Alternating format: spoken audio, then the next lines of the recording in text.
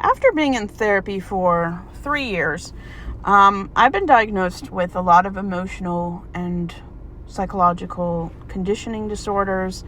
Nothing what I would consider extremely uncomfortable or dangerous, where I'm a danger to myself or other people, luckily, but there are things that I have to deal with. Psychological and spiritual control. For the rest of my life, I'm going to know that a lot of the social and religious conditioning I've pretty much gotten rid of is all about controlling how we react to life and how we interpret our existence. I don't want any religion or group of people to control how I live, what I watch, who I talk to, how I speak, how I view myself. It's just ridiculous. And it doesn't offer you any more comfort. I mean, you don't know guilt and shame until you've been in organized religion. I've been diagnosed with RTS, religious trauma syndrome. It's a very complex, very unknown part of being around other people. A lot of people don't even believe religious trauma exists, which is a little uncomfortable. It's a psychological condition that can develop in individuals who experience severe trauma within religious settings. It can be caused by physical, sexual abuse, indoctrination, isolation from people you know, shame, guilt, fear of punishment, and damnation. Symptoms of RTS can be intrusive memories and flashbacks, nightmares, avoidance of religious symbols or practices, difficulty with decision-making, anxiety and depression, guilt and shame, loss of faith or spiritual crisis, cognitive confusion and disorientation, difficulty with relationships. Many diagnoses and treatments out there include cognitive behavioral therapy, medication, support groups, self-help resources. It's not for the weak at heart, I'll say that. Complex PTSD. It's something that I had never heard of before. It's a stress-related mental disorder generally occurring in response to complex traumas. And it basically makes you feel worthless. Shame and guilt's a big part. Problems controlling your emotions, finding it hard to connect with other people. And it's just something I'm dealing with myself. Realizing that as a child and teen and young adult, I had little to no autonomy over my own body and what I was able to do with it. Not having bodily autonomy is a type of physical bodily assault, similar to forcing someone to remain pregnant against their will. Or, in a way, it's like you psychologically put someone in a basement in a cage and won't let them out. There may not be physical bars or a cage, but it feels like that. Having no personal boundaries for yourself or with people you interact with. Having little to no self-esteem. Going to therapy, I've started to create boundaries and maintain boundaries by calling out bad, toxic, narcissistic behavior, removing myself from toxic, unhealthy situations. I'm a survivor of spiritual abuse.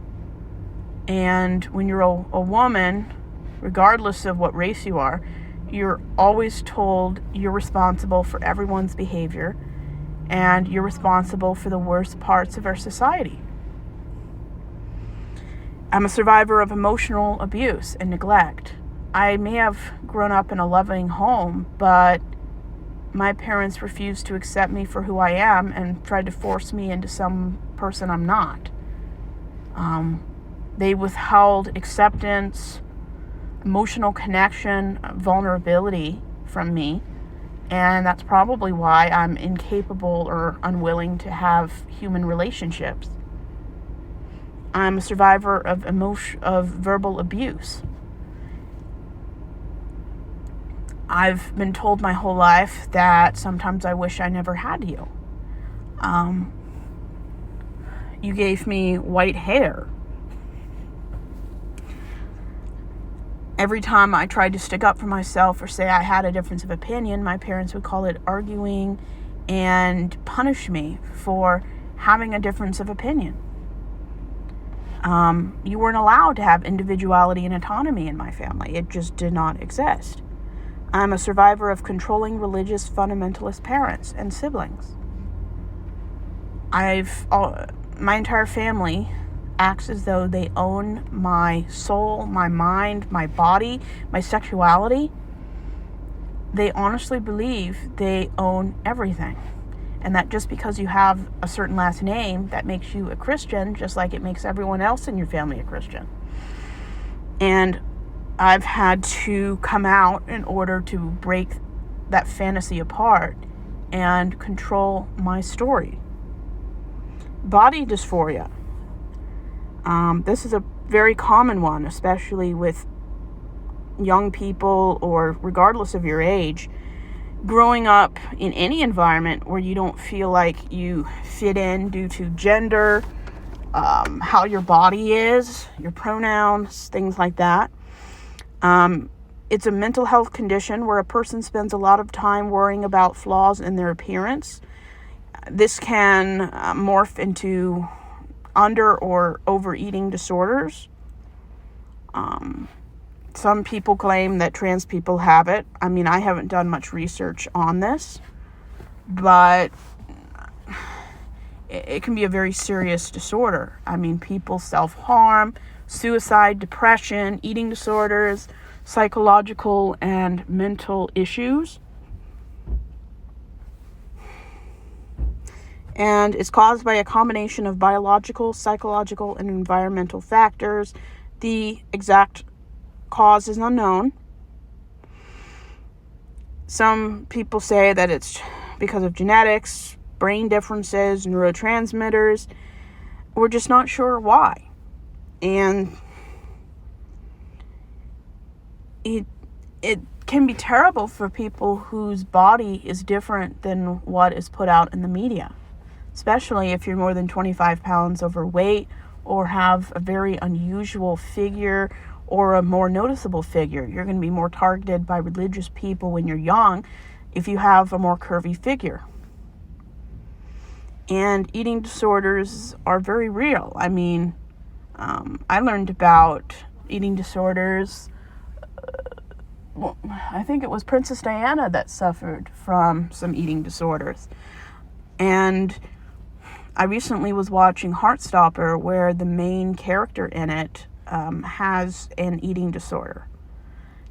I mean, I didn't even have a clue. I could watch someone with an eating disorder and not realize I have an overeating disorder. And it can be tied to the concept of gender identity.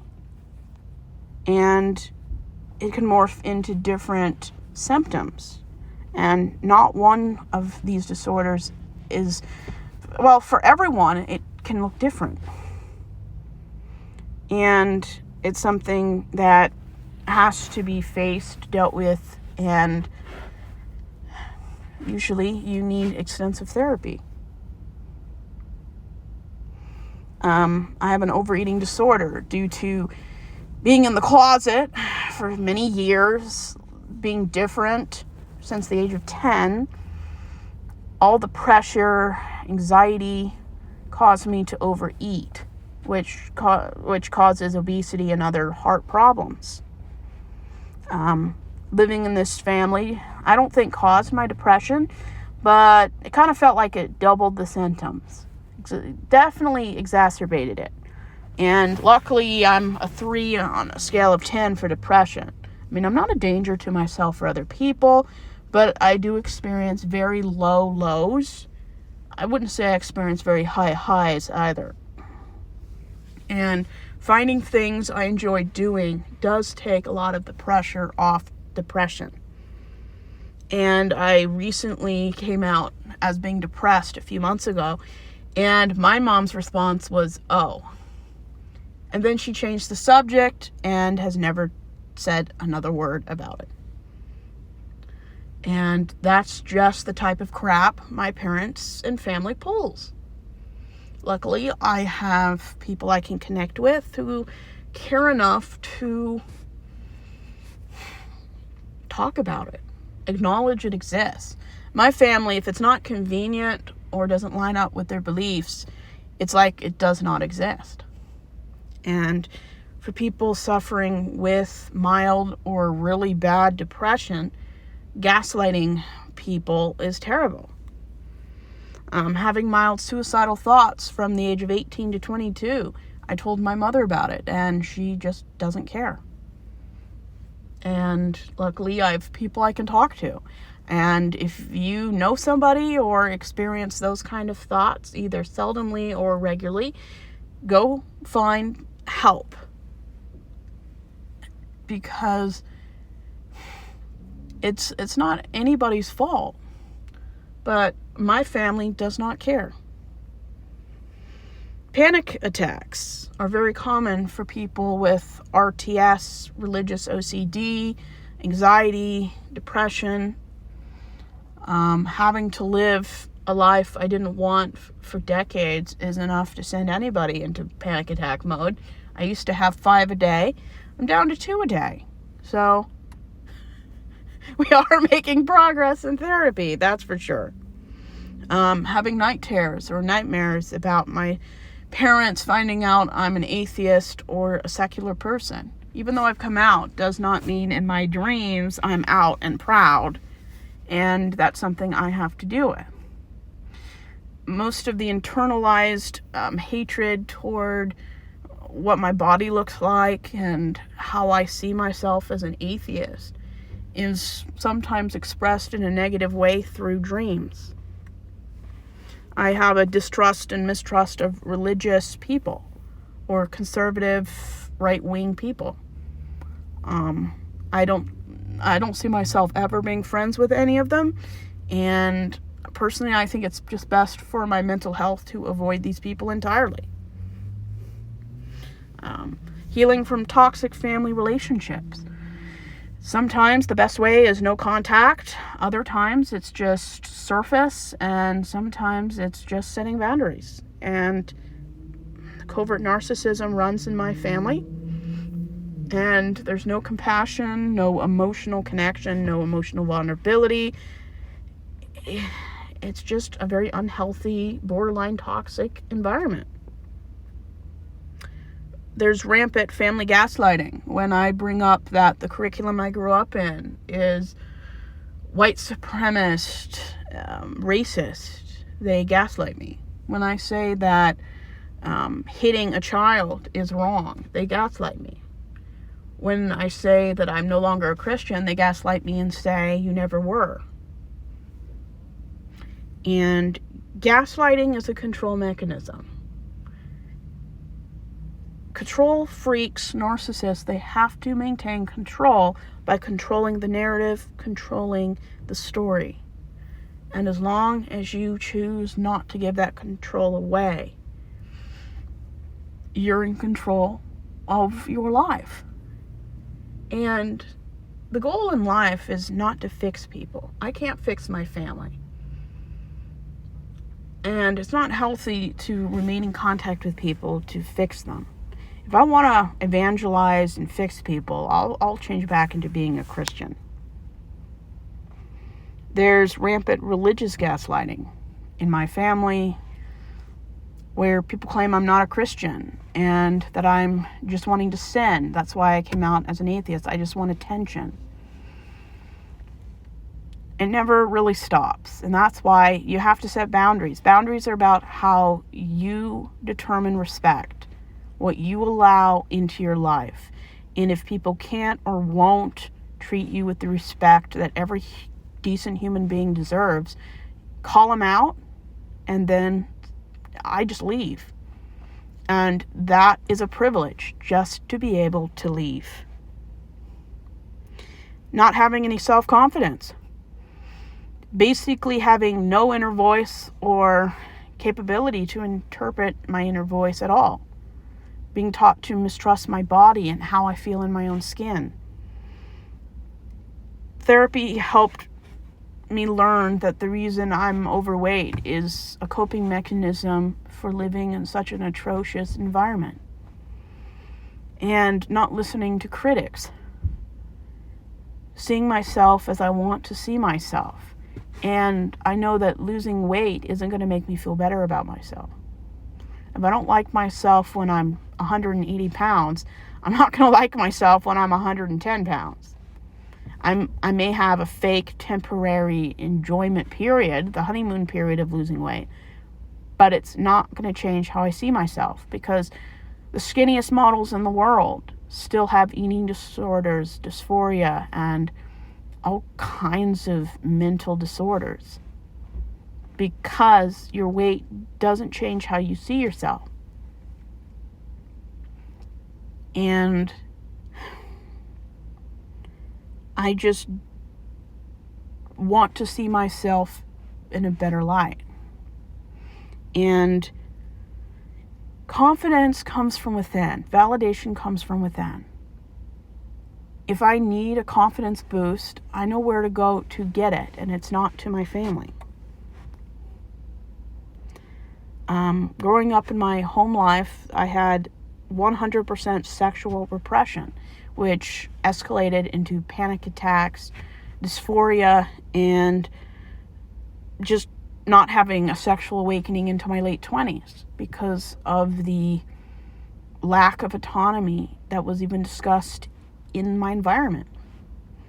And my therapist told me that your body interprets it as bodily assault because you have no control over your body.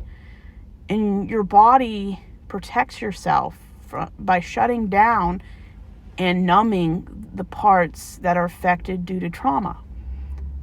And my sex drive was stunted to protect myself in an environment that denied I had a sexuality.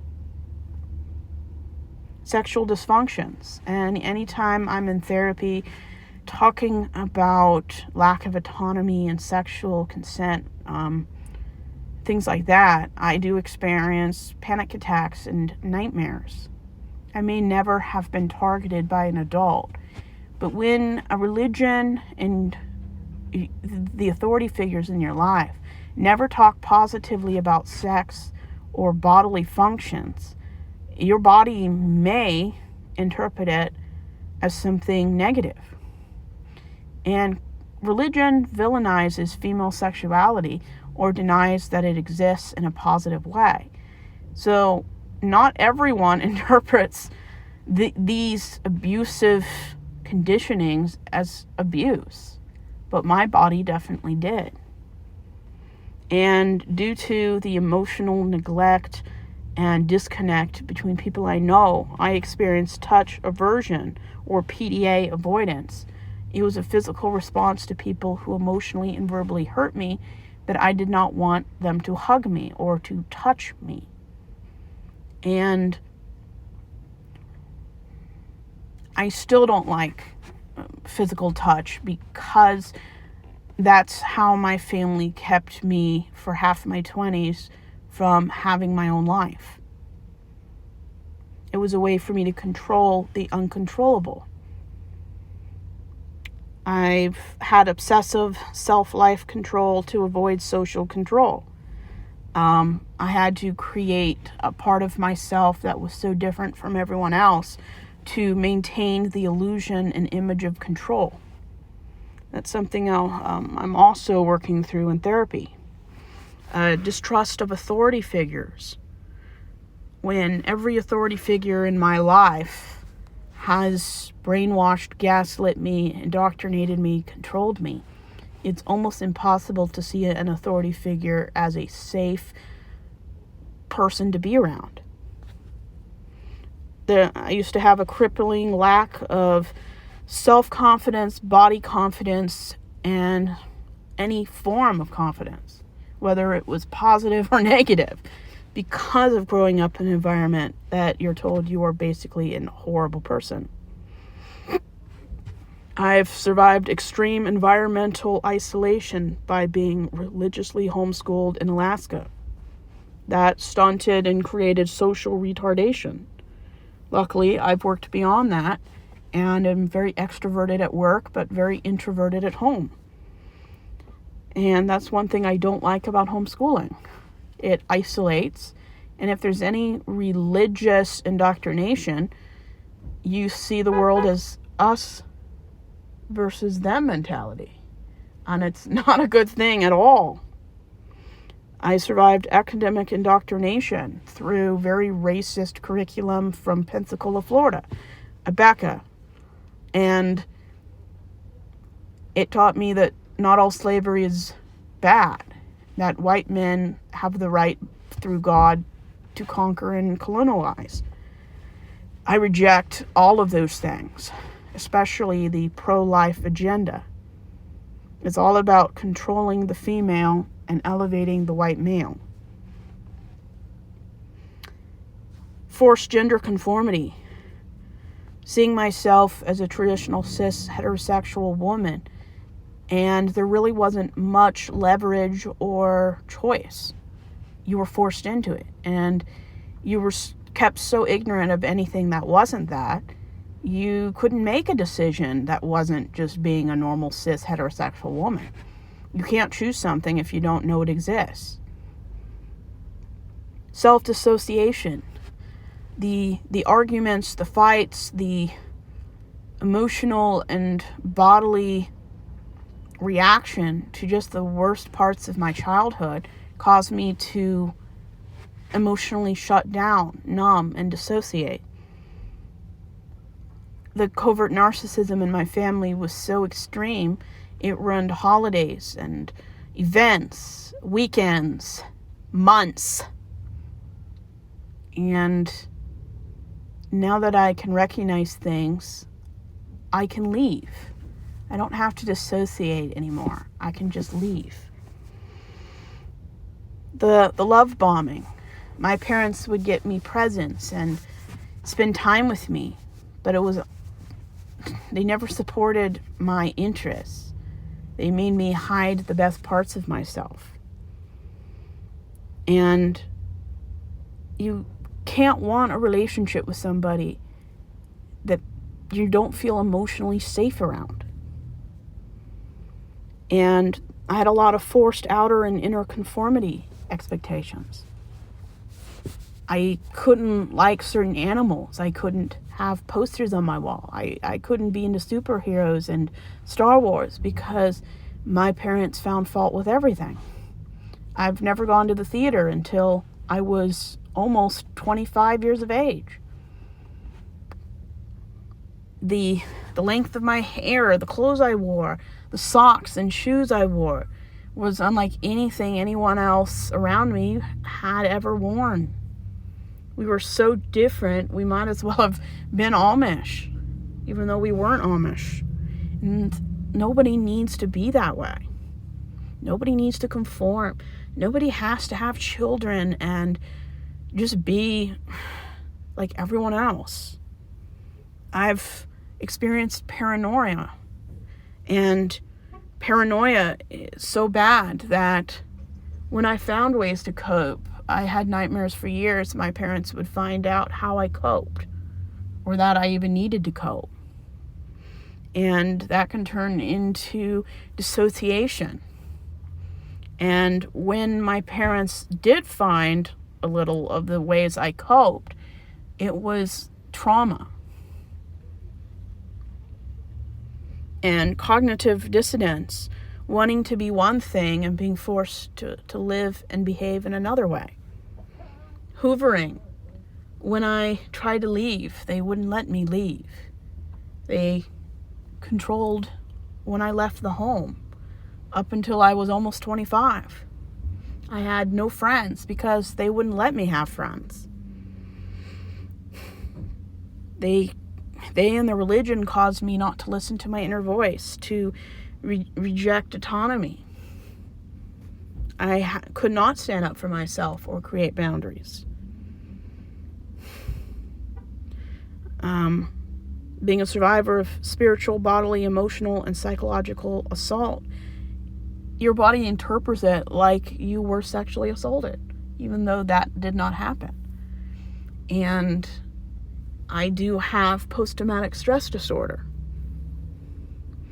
And my life was like living on autopilot, numb, dissociative, just unhappiness for years.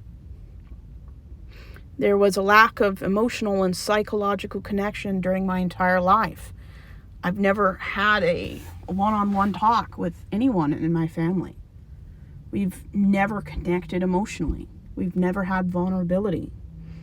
Whatever my parents and siblings didn't want to talk about or hear, they would ignore it and act like it didn't happen and then gaslight me. I've been a victim of groupthink in churches. I was forced to conform and vote the way my parents wanted me to vote, either at church or in voting booths. And if I had enough autonomy not to, I never told them that I voted differently. I'm a victim of intellectual and religious interpretation control.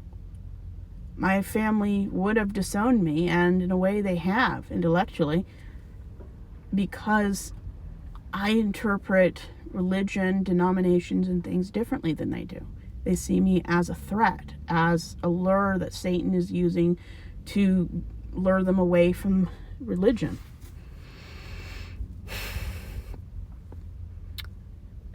I've had dependence on a system which centers around control and perfection pursuit. This caused my religious OCD, obsessive compulsive disorder. And when everyone conforms and gets in their place, that's how they control people. That's how they control everyone. And I've experienced emotional priming at church and in the home. Certain songs and prayers make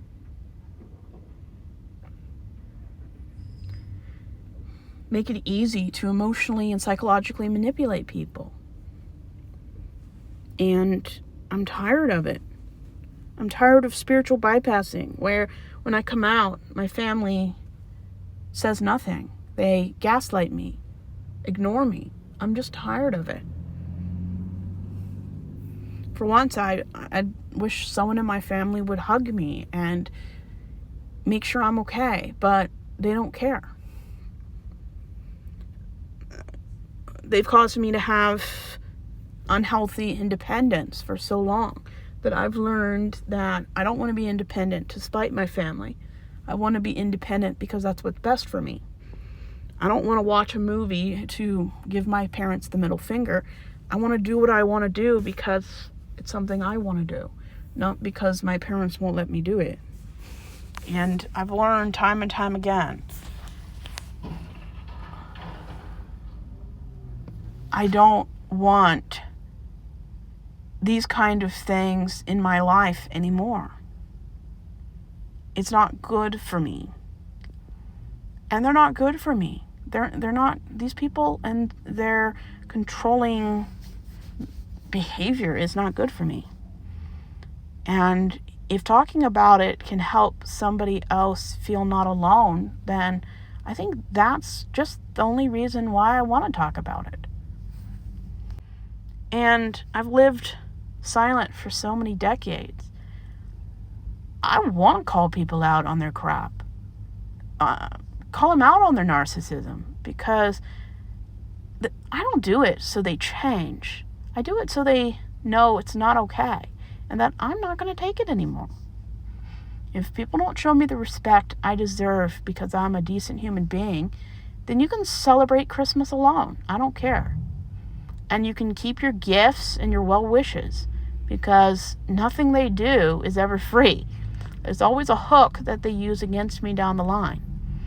And I may be some things, but I'm not stupid.